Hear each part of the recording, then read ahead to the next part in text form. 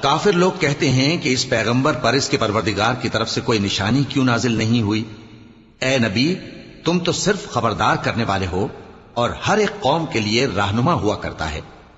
اللہ ہی اس بچے سے واقف ہے جو عورت کے پیٹ میں ہوتا ہے، اور وہی پیٹ کے سکڑنے اور بڑھنے سے بھی واقف ہے، اور ہر چیز کا اس کے ہاں ایک اندازہ مقرر ہے۔ وہ چھپی اور ظاہر چیزوں کا جاننے والا ہے، سب سے بزرگ ہے، عالی رتبہ ہے۔ کوئی تم میں سے چپکے سے بات کہے یا پکار کر، یا رات کو کہیں چھپ جائے یا دن کی روشنی میں کھلم کھلا چلے پھرے، اللہ کے نزدیک برابر ہے۔ اس کے آگے اور پیچھے اللہ کے چوکیدار ہیں جو اللہ کے حکم سے اس کی نگرانی کرتے ہیں۔ اللہ اس نعمت کو جو کسی قوم کو حاصل ہے نہیں بدلتا جب تک کہ وہ اپنی حالت کو نہ بدلے، اور جب اللہ کسی قوم کے ساتھ برائی کا ارادہ کرتا ہے تو وہ پھر نہیں سکتی، اور اللہ کے سوا ان کا کوئی مددگار نہیں ہوتا۔ وہی تو ہے جو تم کو ڈرانے اور امید دلانے کے لیے بجلی دکھاتا اور بھاری بھاری بادل پیدا کرتا ہے، اور رعد اور فرشتے سب اس کے خوف سے اس کی تسبیح و تحمید کرتے رہتی ہیں۔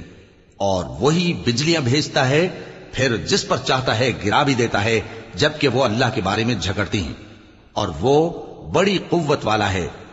کام کا پکارنا تو اسی کا ہے، اور جن کو یہ لوگ اس کے سوا پکارتے ہیں وہ ان کی پکار کو کسی طرح قبول نہیں کرتے، مگر اس شخص کی طرح جو اپنے دونوں ہاتھ پانی کی طرف پھیلا دے تاکہ دور ہی سے اس کے منہ تک آ پہنچے، حالانکہ وہ اس تک کبھی بھی نہیں آ سکتا۔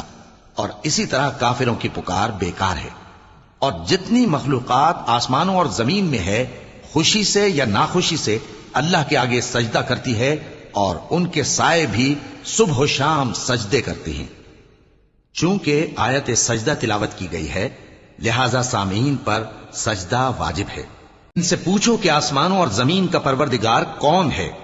تم ہی کہہ دو کہ اللہ۔ ان سے کہو کہ کیا تم نے اللہ کو چھوڑ کر ایسے لوگوں کو کارساز بنایا ہے جو خود اپنے نفع و نقصان کا بھی اختیار نہیں رکھتے؟ کہو کیا اندھا اور آنکھوں والا برابر ہیں، یا اندھیرا اور اجالا برابر ہو سکتا ہے؟ بھلا ان لوگوں نے جن کو اللہ کا شریک مقرر کیا ہے، کیا انہوں نے اللہ کسی مخلوقات پیدا کی ہے جس کے سبب ان کے لیے مخلوقات مشتبہ ہو گئی ہے؟ کہہ دو کہ اللہ ہی ہر چیز کا پیدا کرنے والا ہے، اور وہ یکتا ہے، بڑا زبردست ہے۔